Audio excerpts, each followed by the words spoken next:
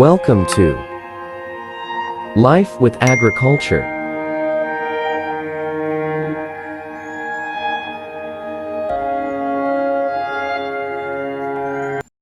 ආයිබෝවන් යාළුවනේ අදත් වෙනද වගේම ඔයගොල්ලොම සාදරයෙන් පිළිගන්නවා මගේ Life with Agriculture YouTube channel එකට.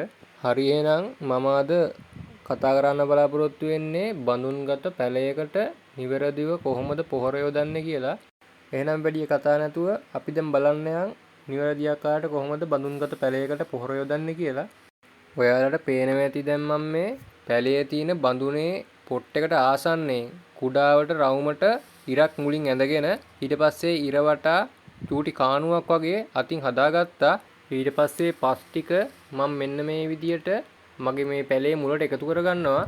ඔයාලා අනිවාර්යෙන් මතක තියාගන්න ඕන පැලයට පොහොර දීමට මේ ආකාරයට පැලේ වටේ පස් හාරන විට පැලයේ මූල පද්ධතියට හානි නොවන ලෙස පැලයට දුරින් පොට් එකට ආසන්නයෙන් ඉතා කුඩා ගැඹුරක් සහිතව තමයි අපි මේ කාණුව සකසා ගන්නෙ. අපි ගොඩක් ගැඹුරට හාරලා පැලේ මූල පද්ධතියට හානි වුණොත් එහෙම ගහ මැරෙන්න පවා ඉඩ තියෙනවා. අපි මේ පැලයට පොහොර යොදලා ඒ පොහොර ටික වැසීමට ප්‍රමාණවත් ගැඹුර ඇතිව මේ පස් හාරලා කුඩාවට කාණුවක් සකසා ගත්තා නම් ඇති. ඔයාලට පේනවා ඇති මම දැන් ඒ ආකාරයට පැලේ වටේ කුඩාවට හාරගෙන පැලේ මුලට පස් ටික එකතු කරගෙන තින්නේ.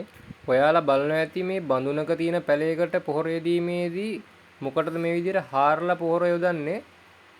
නිකන් අපි උඩින් පොහොර දැම්මත් මේ පැලයට අල්ලනවනේ පිටට ගලාගෙන යන්නේ නැහෙනේ කියලා. ඔව් ඒක ඇත්ත. ඒ වුණාට අපි මේ විදිහට හාරලා පොහොර යොදන්නේ නැතුව පසට උඩින් නිකන් පොහොර යොදලා ඊගාට අපි මේ පැලයට ජලය එකතු කරන විට ඒ ජලය සමග මේ පොහොර දිය වෙලා ගිහිල්ලා ශාකයේ කඳ මුලට එකතු වෙලා ශාකයේ කඳට හානි වුණොත් එහෙම ශාකය මැරෙන්න උනත් පුළුවන්. ඒක නිසා තමයි අපි මේ ආකාරයට පස් හාරලා පොහොර යෙදීම සිදු කරන්නේ. මම දැන් ඊගාවට මගේ වගාවට පොහොර යෙදීමට තමයි සූදානම් වන්නේ. මගේ මේ මිරිස් ශාකවල පළදාව හට ගැනීමට ආසන්න කාලය නිසා මම MOP සහ යූරියා මිශ්‍ර කරලා යම් පොහොර මිශ්‍රණයක් හදාගෙන තිනවා. ඒ පොහොර මිශ්‍රණය තමයි මම අද මේ ගස් වලට එකතු කරන්නේ. අපි දැන් කලින් පැලේ වටේ සාදාගත්ත කුඩා කාණුවට මේ පොහොර ටික එකතු කරලා ඊගාවට මේ පැලේ මුලට අපි එකතු කරගත්ත පස් වලින් ඒ අපි එකතු කරගත්ත පොහොර ටික වහ ගන්න ඕන හොඳට. ඔයාලගේ පැලවලට ඔයාලා පොහොර එකතු කිරීමේදී මම මේ එකතු කරගත්ත පොහොර ප්‍රමාණයම ඕගොල්ලොත් එකතු කරන්න යන්න එපා. මොකද ඔයාලගේ පැලවල වයස හා ඒ යොදන පොහොර එකේ සැර අනුව ඕගොල්ලෝ යොදන පොහොර එකේ ප්‍රමාණය තීරණය කරගන්න ඕන. අනිත් කාරණය තමයි ගහක් ඉක්මනට ලොකු කරගන්නේ කියලා එකවර විශාල පොහොර ප්‍රමාණයක් එකතු කරන්න එපා ගසකට. එහෙම වුණොත් පැලේ මැරිලා යන්න පුළුවන්.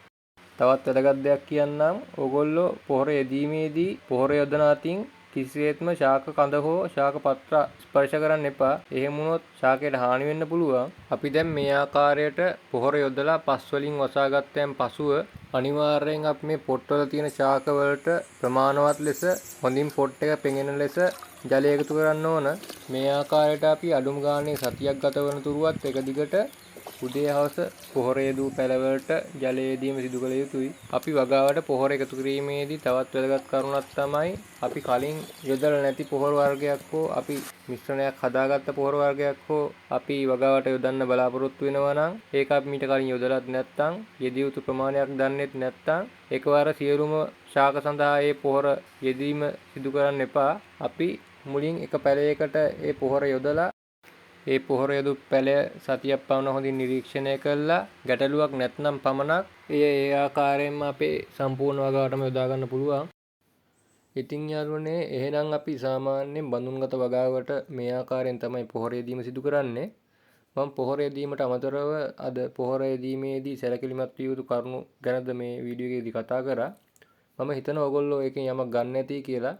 ඉතින් එහෙනම් ඔයගොල්ලෝ මේ වීඩියෝ එකෙන් යමක් ඉගෙන ගත්තා නම් අලුතෙන් මේ වීඩියෝ එක හොඳයි නම් මේ වීඩියෝ එකට ලයික් කරලා channel එකත් subscribe කරලා bell icon එක click කරලා තියාගන්න.